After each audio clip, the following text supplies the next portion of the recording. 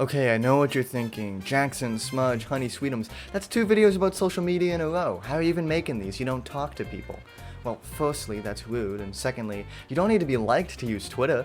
As shown by this graph, the average Twitter user hates everything, and is just a little bit shorter than they want to be. Twitter's a weird place because a lot of people use it, but no one seems to want to. The only thing complained about more on that website than bad jokes from 7 years ago is the website itself, so let's take a look at why everyone seems to hate it so much. Twitter is an example of an idea that, on the surface, seems pretty good, but once you get into it, it's actually fucking horrible. You see, Twitter's a website where people can share their opinions, which isn't bad so far, right? But it's not limited to people with common sense. Twitter gives a platform to everybody, including that kid from down the road that has a hard-on for the Soviet Union.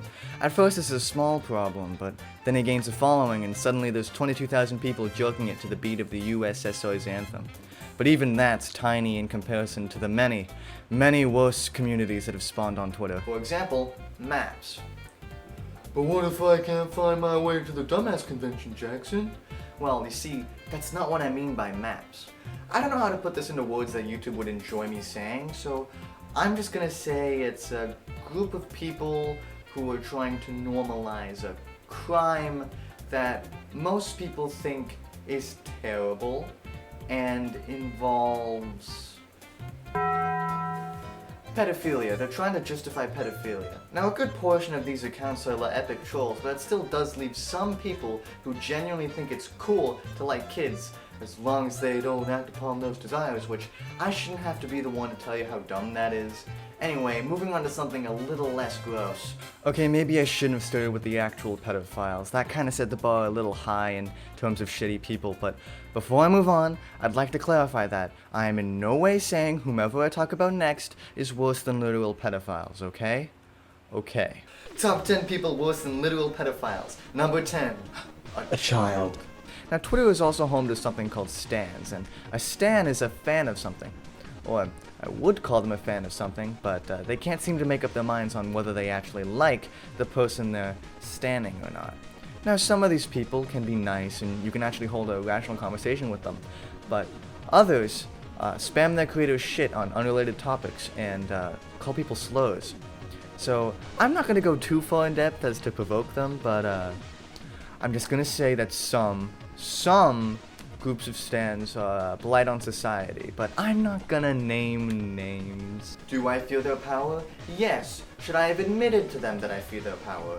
No. And if you're wondering what I mean by power, I mean their ability to ruin someone's online or actual career. If you're still confused about what the hell I'm even talking about, when enough stans decide they don't like someone, whether it be they're homophobic or racist or put milk in before their cereal, they decide to cancel them. And if that sounds ominous, that's because it is. They basically try to get everyone on Earth to hate them, therefore ruining any career they did or could have had. And while this isn't always a bad thing, it's still fucking terrifying the lengths that some of these people will go. I swear, these 14-year-old girls are better at digging stuff up than archaeologists. Now, Twitter is very much a hellhole, but I've always been taught that inside of every hellhole, there's a place that isn't as much of a hellhole. And in this hellhole, it's the comedy. Other than checking if Nintendo has moved at all, the only reason I ever take the plunge into Twitter is to maybe, just maybe, scrape up a laugh or two. Now, it takes a certain type of person to be funny on Twitter. They either have to be sad, maybe a little sad, and if you want to spice things up, extremely sad. Now, a combination of that and how easily you can steal other people's tweets without getting caught, and boom, you have yourself a successful, funny Twitter account. Now remember, these accounts bring joy, and Twitter absolutely hates that, so they're constantly being taken down and revived.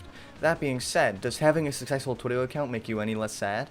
No, that would ruin the point! Now, accounts that try to make you laugh with original content aren't the only way to get the funny ha-has on this website.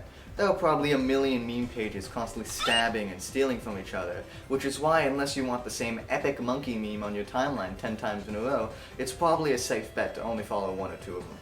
Another type of Twitter account is a gimmick account, and this is literally just some dude pretending to be anything else.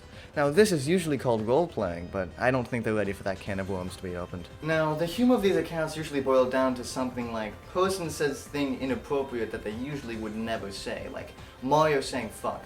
And these used to be funny, but after you've seen Mario say fuck for like the millionth time, you're kinda hoping they do something more original.